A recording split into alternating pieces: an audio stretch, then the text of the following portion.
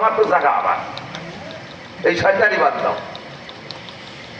আপনি যে গুনাহ থেকে তওবা করেছেন ওই তওবা কবুল হয়েছে, প্রমাণ হলো মরার আগে যদি আর সেই গুনাহ না করেন। আপনি ইবাদত করবেন, ইবাদতের একটা প্রতিদান আছে। প্রত্যেক ইবাদতের সময় নাই বলতে পারলাম না, প্রত্যেক ইবাদতের প্রতিদান আছে, দুনিয়ার দিক দিয়েও দুনিয়ার প্রতিদান আছে। আপনার এই ইবাদত কবুল হয়েছে তার প্রমাণ হলো যদি আপনি প্রতিদান পান। ইবাদত কবুলের আরেকটা আলামত হলো যে এই যে ইবাদত নিয়মতান্ত্রিক ফরজ অজিব সুন্নাত, এই ইবাদতগুলো একবার করার পরে পুনরায় যদি আরেকবার করার সুযোগ পান তাহলে বুঝবেন যে আগেরটা কবুল হয়েছে। আপনি হজ করে আসছেন, কমপক্ষে আরেকবার যদি উমরা করার সুযোগ পান তাহলে আপনার ওই আগের হজটা কবুল হয়েছে, এটা তার প্রমাণ।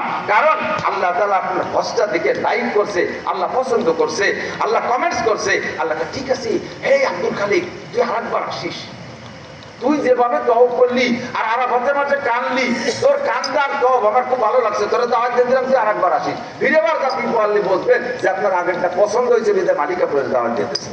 আপনার বাড়ির রাজমিস্ত্রি কাজ করছে, এক জোড়া মিস্ত্রি, তাদের কাজ ভালো হলে আপনি তাদের দাওয়াত দিয়ে দেন, এক আমার জোড়া জোড়া এক জোড়াই কিন্তু কালকেও আসবি, আর যার সময় 20 টাকা বেশি নিয়ে যায়, দুইজন চা খেয়ে যায়। আর একজনটা 200 খাচ্ছে, দুইজন একটা রাজমিস্ত্রি একটা হেল্পার মিলে এদিকে 100 পিস ফল খাচ্ছে, 200 ইট খাচ্ছে, তা দুরা সাপের মতো সোজা। ওরে কি করবেন? কোনো বাস ফেলাস না, দুই বাসের দাম পাইল। ওরে কি করবেন? তুই যেন এই মোল্লা রাতের মধ্যে তোরে না দেয়, শয়তান তোর বাপরে খুলে বাড়িতে সিমেন্টের নেবেন সুদার দিয়ে দেবে, আর তোর জন্য কোনোদিন না দেবে।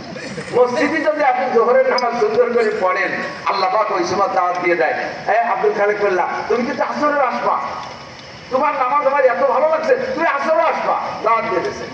আর একদম জোহরের নামাজ পড়তে যায় দাঁড়াইছে, আল্লাহ কয়েছে সুরা তোর মসজিদে সময় আসর না মসজিদে তাতে ঠেকবে খেলতে পারে, তাল মসজিদে হিসেবে হায় দাঁড়াতাই ওই যা কমিরা সালাতে কর্মকুশালা, আল্লাহ তা কইছে কর্মকুশালা বলার সাথে সাথে বেহা করে দাঁড়াইছে।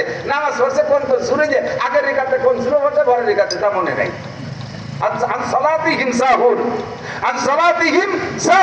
নামাজ ভুলে যায়, তোর মতো বেডঙ্গার আল্লাহ দাওয়াত দেয়, তুই আর মসজিদে আসবি না। যার কারণে যাইতে জোহরের সময় জোহর পড়ে গেছে, আসরের সময় নামাজ ঝামেলা বেঁধে গেছে, বলতে পারবো না কেন ফেলবে না, তোমার জোহরের নামাজ পছন্দ হই নাই, আল্লাহ যদি তোমার দাওয়াত দেয়নি। কথা কি বুঝছেন? প্রত্যেক ইবাদত কবুল হওয়ার আলামত হলো ওই ইবাদত ততোধিকবার করার সুযোগ পাওয়া। আর তওবা কবুল হওয়ার আলামত হলো যে গুনাহ থেকে তওবা করছেন আর সেই গুনাহ জীবনে না করা।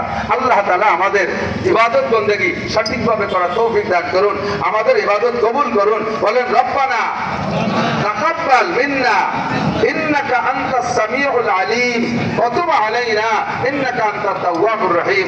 তওবাটাও কবুল করো, ইবাদতও কবুল করো, খালিস তওবা করে দুনিয়া থেকে যাওয়ার তৌফিক দান করো।